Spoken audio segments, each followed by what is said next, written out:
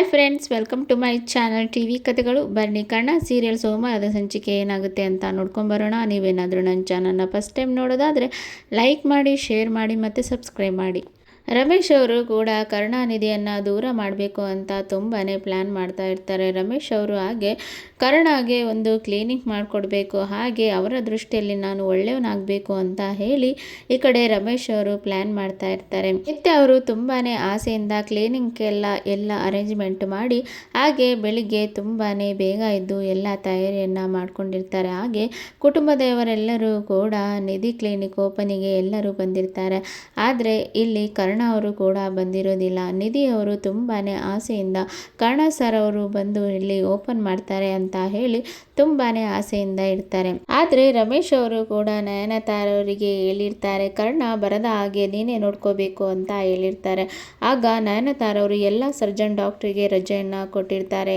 Surgeon ಮಾಡಲಿಕ್ಕೆ ಮತ್ತು ಇಲ್ಲಿ ಪೇಷಂಟ್ ನೋಡಲಿಕ್ಕೆ ಯಾವುದೇ ಡಾಕ್ಟ್ರು ಇಲ್ಲದ ಕಾರಣ ಕರ್ಣ ಅವರೆಲ್ಲರನ್ನು ಕೂಡ ನೋಡಬೇಕಾಗಿರುತ್ತೆ. ನಿಧಿ ಅವರು ಕೂಡ ಇಲ್ಲಿ ಕುಟುಂಬದವರೆಲ್ಲರೂ ಕೂಡ ಬಂದಿರ್ತಾರೆ. ಮತ್ತು ರಮೇಶ್ ಅವರು ಎಲ್ಲರೂ ಬಂದಿರೋದ್ರಿಂದ ಮತ್ತು ನಿಧಿ ಅವರು ಎಲ್ಲರೂ ಬಂದಿರಲ್ಲ, ಆದರೆ ಕರ್ಣ ಸರ್ ಯಾಕೆ ಬಂದಿಲ್ಲ ಅಂತ ಹೇಳಿ ನೋಡ್ತಾ ಇರ್ತಾರೆ. ಹಾಗೆ ತುಂಬಾ ಟೈಮ್ ಆಗ್ತಾ ಇರುತ್ತೆ. ಆಗ ಈ ಕಡೆ ಕರ್ಣ ಅವರ ಅಮ್ಮ ಹೋಗಿ ನಿಧಿ ಟೈಮ್ ಆಯಿತು, ಪೂಜೆ ಸ್ಟಾರ್ಟ್ ಮಾಡೋಣ ಅಂತ ಇಲ್ಲಿ ಹೇಳ್ತಾರೆ. ಆಗ ಈ ಕಡೆ ನಿಧಿ ಅವರು ಅಮ್ಮ ಕರ್ಣ ಸರ್ ಬರಲಿ ಅಂತ ಇಲ್ಲಿ ಹೇಳ್ತಾರೆ. ಆಗ ರಮೇಶ್ ಅವರು ಬರ್ತಾನೆ ಅಂತ ಇಲ್ಲಿ ಹೇಳ್ತಾ ಇರ್ತಾರೆ. ಹಾಗೆ ನಿಧಿ ಅವರು ಎಷ್ಟು ಫೋನ್ ಮಾಡಿದ್ರು ಕಾಲ್ ಪಿಕ್ ಮಾಡ್ತಾ ಇರಲ್ಲ. ಆಗ ಈ ಕಡೆ ರಮೇಶ್ ಅವರು ನಿತ್ಯಗೆ ನೀನು ಫೋನ್ ಮಾಡಮ್ಮ, ನಿನ್ನ ಫೋನ್ ಆದರೂ ಪಿಕ್ ಮಾಡ್ತಾನ ಅಂತ ಇಲ್ಲಿ ಹೇಳ್ತಾರೆ. ಆಗ ನಿಧಿ ಅವರು ಈ ಕಡೆ ಫೋನ್ ಮಾಡ್ತಾರೆ, ನಿತ್ಯ ಅವರು ಫೋನ್ ಮಾಡ್ತಾರೆ. ನಿತ್ಯ ಫೋನನ್ನು ಈ ಕಡೆ ಕರ್ಣ ಅವರು ಪಿಕ್ ಮಾಡ್ತಾರೆ. ಆಗ ರಮೇಶ್ ಅವರು ನಿಧಿ ಹತ್ರ ಬಂದು ಹೇಳ್ತಾರೆ, ನೋಡಮ್ಮ ನೀನು ಎಷ್ಟು ಫೋನ್ ಮಾಡಿದ್ರು ಅವನು ರಿಸೀವ್ ಮಾಡಿಲ್ಲ, ಆದರೆ ಹೆಂಡತಿ ಫೋನನ್ನು ಅವನು ರಿಸೀವ್ ಮಾಡಿಬಿಟ್ಟ.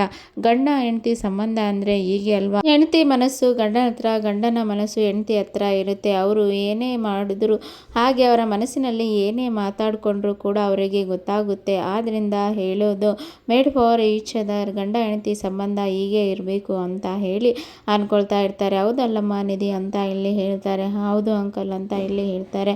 ಮತ್ತು ನಿಧಿಗೆ ಕರ್ಣ ಸರ್ ಅವರು ಬಂದಿಲ್ಲದೆ ಇರೋದು ಮತ್ತು ಅವರ ಫೋನನ್ನು ರಿಸೀವ್ ಮಾಡೋದೇ ಇರೋದು ತುಂಬಾ ಬೇಜಾರಾಗ್ತಾ ಇರುತ್ತೆ. ಮತ್ತು ಎಷ್ಟು ಹೊತ್ತಾದರೂ ಅವರು ಬರಲಿಲ್ಲ ಅನ್ನೋ ಕಾರಣದಿಂದ ಈ ಕಡೆ ರಮೇಶ್ ಅವರು ಕೂಡ ಅತಿಯಾದ ನಿರೀಕ್ಷೆ ಮತ್ತು ಆತ್ಮವಿಶ್ವಾಸ ಇರಬಾರ್ದು ಅಮ್ಮ, ನಾವು ಈಗ ಅವನು ಬರೋಕ್ಕೆ ಎಷ್ಟು ಟೈಮ್ ಆಗುತ್ತೋ ಗೊತ್ತಿಲ್ಲ, ಏನು ಡ್ಯೂಟಿಯಲ್ಲಿ ಇದ್ದಾನೋ ಗೊತ್ತಿಲ್ಲ, ಹೀಗೆ ನೀನೇ ಓಪನ್ ಮಾಡಿಬಿಡು ಅಂತ ಇಲ್ಲಿ ಹೇಳ್ತಾರೆ.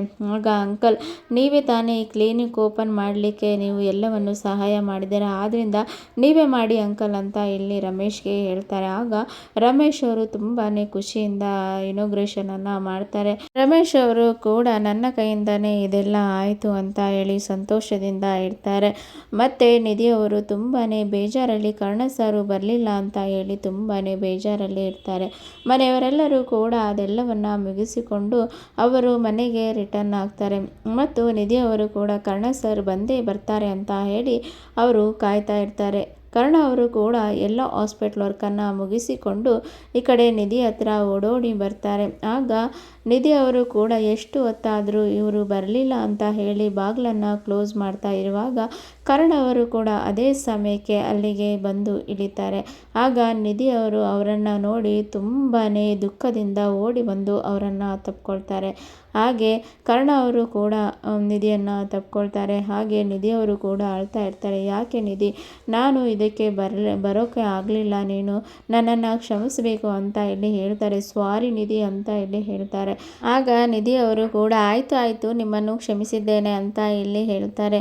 ನಿನ್ನ ಕ್ಲಿನಿಕ್ ಓಪನಿಗೆ ನಾನು ಬರೋಕ್ಕೆ ಆಗಲಿಲ್ಲ, ತುಂಬಾ ಪೇಷಂಟ್ ಇದ್ದರು ಅಂತ ಇಲ್ಲಿ ಹೇಳ್ತಾರೆ. ಆಯಿತು ಸರ್, ನೀವು ಪೇಷಂಟ್ ಸೇವೆ ಮಾಡಿದ್ದೀರಾ, ಆದ್ದರಿಂದ ನನಗೆ ಯಾವುದೇ ಇದು ಇಲ್ಲ ಮತ್ತು ಕೋಪನೂ ಇಲ್ಲ, ಆದರೆ ನೀವು ನನ್ನ ಕ್ಲಿನಿಕನ್ನು ಓಪನ್ ಮಾಡಲಿಲ್ಲ ಅಂತ ಸಣ್ಣ ಬೇಜಾರಿದೆ ಅಷ್ಟೇ, ಪರವಾಗಿಲ್ಲ ಬಿಡಿ ಅಂತ ಇಲ್ಲಿ ಹೇಳ್ತಾರೆ.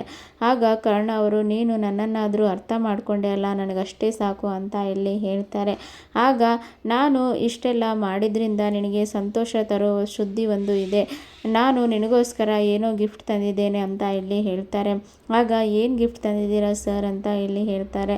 ಆಗ ಕರ್ಣ ಅವರು ಕೂಡ ಡಾಕ್ಟರ್ ನಿಧಿ ಎಂಬ ನೇಮ್ ಬೋರ್ಡನ್ನು ಅವರಿಗೆ ತೋರಿಸ್ತಾರೆ. ಅದನ್ನು ನೋಡಿ ನಿಧಿಗೆ ತುಂಬಾ ಖುಷಿ ಆಗುತ್ತೆ. ಆಗ ಕರ್ಣ ಸರ್ನ ಅಪ್ಕೊಂಡು ನಿಧಿ ಅವರು ಕೂಡ ಹೇಳ್ತಾರೆ, ಕರ್ಣ ಸರ್ ನೀವೇನು ಮಾಡಿದ್ರು ಬೆಸ್ಟಾಗೆ ಮಾಡ್ತೀರಾ, ನನಗೆ ತುಂಬ ಇಷ್ಟ ಆಯಿತು. ನೀವು ಇಲ್ಲಿ ಓಪನ್ ಮಾಡಿಲ್ಲ ಅಂದರೂ ಪರವಾಗಿಲ್ಲ, ಆದರೆ ಈ ನೇಮ್ ಬೋರ್ಡನ್ನು ನನಗೆ ಕೊಟ್ಟಿದ್ದೀರಲ್ಲ, ಇದನ್ನು ನಾನು ಯಾವಾಗಲೂ ನನ್ನ ಟೇಬಲ್ ಮೇಲೆ ಇಟ್ಕೊಂಡಿರ್ತೇನೆ. ನಾನು ಯಾವಾಗಲೂ ನಿಮ್ಮ ನೆನಪಿನಲ್ಲೇ ಇದನ್ನು ನೋಡ್ತಾ ಇರ್ತೇನೆ ಅಂತ ಇಲ್ಲಿ ಹೇಳ್ತಾರೆ. ಹಾಗೆ ತುಂಬ ಥ್ಯಾಂಕ್ಸ್ ಸರ್ ಅಂತ ಇಲ್ಲಿ ಹೇಳ್ತಾರೆ. ಆಗ ನಿನಗೆ ಇಷ್ಟ ಆಯಿತಾ ಅಂತ ಇಲ್ಲಿ ಕರ್ಣ ಅವರು ಕೇಳ್ತಾರೆ. ತುಂಬಾ ಇಷ್ಟ ಆಯಿತು ಅಂತ ಹೇಳಿ ನಿಧಿ ಅವರು ಕೂಡ ಇಲ್ಲಿ ಹೇಳ್ತಾರೆ. ಕರ್ಣ ಅವರು ಕೂಡ ತುಂಬಾ ಬೇಜಾರಿಂದ, ನಿಧಿ ನಿನಗೆ ನನ್ನ ಟೈಮ್ ಕೊಡಲಿಕ್ಕೆ ಆಗ್ತಾ ಇಲ್ಲ, ಆದರೆ ಈಗ ಕೂಡ ನೀನು ನನ್ನ ಜೊತೆಗೆ ಸಿಕ್ಕಿದೀಯಾ, ಈಗ ಒಂದು ರಾತ್ರಿ ಆದರೂ ಕೂಡ ನೀನು ನನ್ನ ಜೊತೆಗೆ ಇರ್ಬೋದಲ್ಲ, ನಾವು ಈ ರಾತ್ರಿ ಎಲ್ಲ ಈ ವಾಕಿಂಗ್ ಮಾಡ್ತಾ ಹಾಗೆ ಐಸ್ ಕ್ರೀಮ್ ಸವಿತಾ ನಮ್ಮ ಮಾತುಗಳನ್ನು ನಾವು ಪ್ರೀತಿಯಲ್ಲಿ ಮಾತಾಡ್ತಾ ಇರೋಣ ಅಂತ ಇಲ್ಲಿ ಹೇಳ್ತಾ ಇರ್ತಾರೆ. ಆಗ ಈ ಕಡೆ ನಿಧಿ ಅವರು ಕೂಡ ತುಂಬಾ ಖುಷಿಯಿಂದ, ಆಯಿತು ಸರ್, ನಿಮ್ಮ ಹತ್ರ ನಾನು ಸಮಯ ಕಳಿಬೇಕು ಅಂತ ನಾನು ತುಂಬ ದಿನದಿಂದ ನಾನು ಪ್ರಯತ್ನ ಪಡ್ತಾ ಇದ್ರು, ಆದರೂ ಆಗ್ತಾ ಇಲ್ಲ. ಆದರೆ ನಮಗೆ ಯಾರ ಕಣ್ಣು ಬಿದ್ದಿದೆಯೋ, ಯಾರ ದೃಷ್ಟಿ ಬಿದ್ದಿದೆಯೋ ಒಂದು ಅರ್ಥ ಆಗ್ತಾ ಇಲ್ಲ. ಆದಷ್ಟು ಬೇಗ ಎಲ್ಲ ಕೆಟ್ಟ ಕಣ್ಣುಗಳು ನಮ್ಮಿಂದ ದೂರ ಹೋಗಲಿ ಅಂತ ಹೇಳಿ ನಿಧಿ ಅವರು ಕೂಡ ಹೇಳ್ತಾ ಇರ್ತಾರೆ. ರಮೇಶ್ ಮತ್ತು ನಯನತಾರ ಅವರು ಮಾತಾಡ್ತಾ ಇರ್ತಾರೆ. ಆಗ ನಯನತಾರ ಅವರು ಕೂಡ, ಅಣ್ಣ ನೀನು ಆ ಕರ್ಣ ಓಪನ್ ಮಾಡಬೇಕಾಗಿರೋ ನಿಧಿ ಕ್ಲಿನಿಕ್ನ ನೀನೇ ಓಪನ್ ಮಾಡಿಬಿಟ್ಟೆ ಅಲ್ಲ, ಹಾಗೆ ನಿಧಿಗೆ ಕರ್ಣ ಸರನ್ನು ಕಾಯುತ್ತಾ ನೀನು ಅವಳಿಗೆ ಬೇಜಾರಾಗೋ ರೀತಿಯಲ್ಲಿ ಮಾಡಿದೆ ಅಲ್ಲ, ನೀನು ಗ್ರೇಟ್ ಅಣ್ಣ ಅಂತ ಇಲ್ಲಿ ಹೇಳ್ತಾ ಇರ್ತಾರೆ. ನೀನು ಅಷ್ಟೇ ನಯನತಾರ, ಕರ್ಣ ಬರದೇ ಇರೋ ಹಾಗೆ ನೋಡ್ಕೊಂಡೀಯಾ ಅಂತ ಇಲ್ಲಿ ಹೇಳ್ತಾರೆ. ಹೌದಣ್ಣ, ನಾನು ಎಲ್ಲ ಡಾಕ್ಟ್ರಿಗೆ ರಜೆ ಕೊಡಿಸಿ ಅವನನ್ನು ಅಲ್ಲಿಂದ ಹೋಗ್ದ ಹಾಗೆ ನೋಡ್ಕೊಳ್ಳಿಕ್ಕೆ ತುಂಬಾ ಕಷ್ಟ ಆಯಿತು, ಆದರೆ ಅದರಲ್ಲೂ ಒಂದು ಖುಷಿ ಸಿಕ್ತು ಅಂತ ಇಲ್ಲಿ ಹೇಳ್ತಾ ಇರ್ತಾರೆ. ವೆರಿ ಗುಡ್ ನಯನತಾರ, ನೀನು ಹಾಗೆ ಮಾಡಿದ್ರಿಂದಾನೇ ಇದೆಲ್ಲ ಸಾಧ್ಯ ಆಯಿತು ಅಂತ ಹೇಳಿ ರಮೇಶ್ ಅವರು ಹೇಳ್ತಾರೆ. ನಿಧಿಗೆ ಕರ್ಣನಿಂದ ನನ್ನ ಕ್ಲಿನಿಕ್ ಓಪನ್ ಆಗಲಿಲ್ಲ ಅಂತ ಹೇಳಿ ಅವಳು ತುಂಬಾ ಕೊರಗ್ತಾ ಇರ್ತಾಳೆ, ಅದು ನನಗೆ ನೋಡಲಿಕ್ಕೆ ತುಂಬಾ ಖುಷಿ ಆಯಿತು ಅಂತ ಹೇಳಿ ರಮೇಶ್ ಅವರು ಹೇಳ್ತಾರೆ. ಹಾಗೆ ಕರ್ಣನು ಕೂಡ ಆದಷ್ಟು ಬೇಗ ಅವನು ಎಲ್ಲವನ್ನು ಕಳೆದುಕೊಳ್ತಾನೆ ಅಂತ ಹೇಳಿ ಇಲ್ಲಿ ಹೇಳ್ತಾ ಇರ್ತಾರೆ. ಮತ್ತು ನಯನತಾರ ಅವರು ಕೂಡ ಅವರು ಮನಸ್ಸಿನಲ್ಲಿ, ನಾನು ಸಾಮಾನ್ಯದವಳು ಅಲ್ಲಣ್ಣ, ನಿನ್ನ ಕುಟುಂಬವನ್ನು ನೀನೇ ಚದುರಿಸ್ಕೊಳ್ಬೇಕು, ಹಾಗೆ ನೀನೇ ನಿನ್ನ ಕುಟುಂಬವನ್ನು ಚದುರಿಸಿದಾಗ ಹಾಗೆ ನಿನ್ನೆಲ್ಲ ಆಸ್ತಿಯನ್ನು ಮತ್ತು ನಿನ್ನ ಎಲ್ಲ ಪ್ರೀತಿ ಸಂತೋಷವನ್ನು ನಾನು ಹೇಗೆ ಪಡ್ಕೊಳ್ಬೇಕು ಅಂತ ನನಗೆ ಚೆನ್ನಾಗಿ ಗೊತ್ತಿದೆ ಅಂತ ಹೇಳಿ ಈ ಕಡೆ ನಯನತಾರ ಅವರು ಪ್ಲ್ಯಾನ್ ಮಾಡ್ತಾ ಇರ್ತಾರೆ. ಆದರೆ ರಮೇಶ್ ಅವರಿಗೂ ಇದೇನು ಕೂಡ ಗೊತ್ತಾಗ್ತಾ ಇರೋದಿಲ್ಲ. ರಮೇಶ್ ಅವರು ಕೂಡ ನಯನತಾರರನ್ನ ನಂಬಿರ್ತಾರೆ, ಆದರೆ ನಯನತಾರ ಅವರು ರಮೇಶ್ ಅವರಿಗೆ ಮೋಸ ಮಾಡ್ತಾರಂತಾನೆ ಹೇಳ್ಬೋದು. ನಯನತಾರ ಅವರು ಕೂಡ ತನ್ನ ಕುಟುಂಬದವರೆಲ್ಲರಿಗೂ ಕೂಡ ಮೋಸ ಮಾಡಿ ಹಾಗೆ ತನ್ನ ಮನೆಯನ್ನು ಒಡಿಬೇಕು ಅಂತ ಹೇಳಿ ಅವರು ತುಂಬಾ ಪ್ಲ್ಯಾನ್ ಮಾಡ್ತಾ ಇರ್ತಾರೆ. ರಮೇಶ್ ಅವರು ಕರ್ಣ ಮತ್ತು ನಿಧಿಯನ್ನು ದೂರ ಮಾಡ್ತಾರಾ, ಮತ್ತು ನಯನತಾರ ಅವರಿಗೆ ಈಸಿಯಾಗಿ ತನ್ನ ಆಸ್ತಿಯನ್ನು ಬಿಟ್ಕೊಡ್ತಾರಾ ನೋಡೋಣ ಮುಂದಿನ ಸಂಚಿಕೆಯಲ್ಲಿ. Thank you for watching.